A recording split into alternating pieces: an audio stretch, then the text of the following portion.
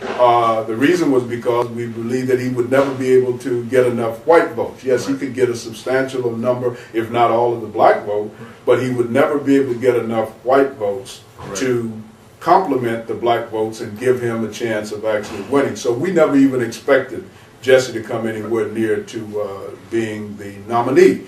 But we knew that he could use the campaign as a bully pulpit from which to present some issues that were pertinent to black folks, so that's why we supported Jesse's candidacy.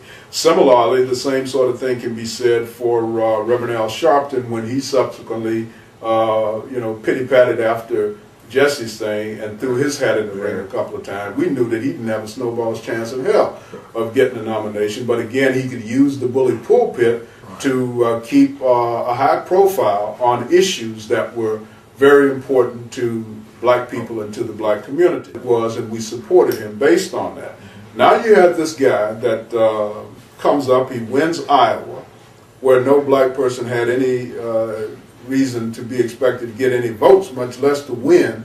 And so now we see that white people will vote for this guy. And so we started adding 2 and 2 to get 4. We said, well, hey, if black folks vote for this guy and white folks are willing to vote for this guy, he stands a chance. And then, while he didn't win New Hampshire, he ran a strong second in New Hampshire, another almost all lily white state. So now the next one to follow that would be South Carolina. You got some serious black folk down there in the Democratic Party, serious numbers of black folks. So now he has a real chance of winning South Carolina, because in addition to the white folks who have shown a willingness to vote for him, you now have black folks simply come on over.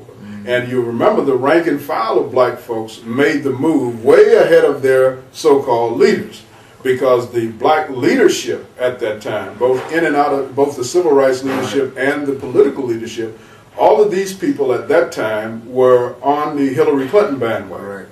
And it was only after this guy started winning these state competitions and really projecting himself into the lead position, especially now head-to-head, and he was beating Hillary Clinton in those early races, if you'll recall.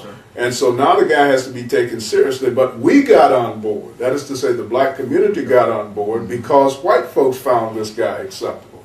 We still didn't know anything about him. We still don't know much of anything about him except what we're told through the media, because, of course, black folks don't do any research.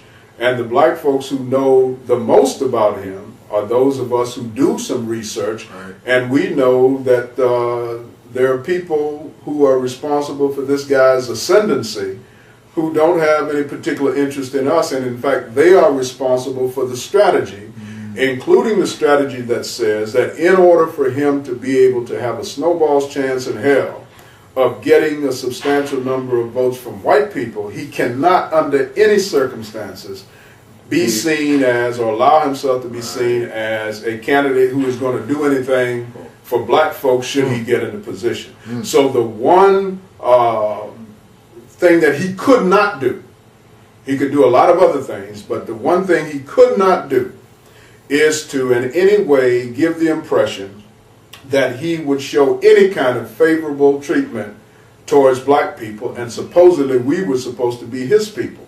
Now, I had forewarned, as you know from conversations that you and I had had, that we should not get so caught up in looking at this guy as a black candidate, because he was just as much white as he was black, biologically. You know, his mother was white, his father was black, but his mother was white. But even more so, he was not raised by his father or his father's people. He was raised as a white child in white circumstances and situations and cultures, and other cultures to the extent that he had some exposure to people other than, but the least exposure that he had was to black people.